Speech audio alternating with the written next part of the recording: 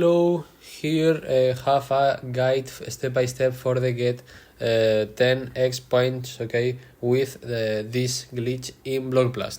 Okay, we are going to the Blockblast app, okay, and wait. Okay, in the app we are going to the classic mode, okay, here, and here we are going to the settings and go to the replay.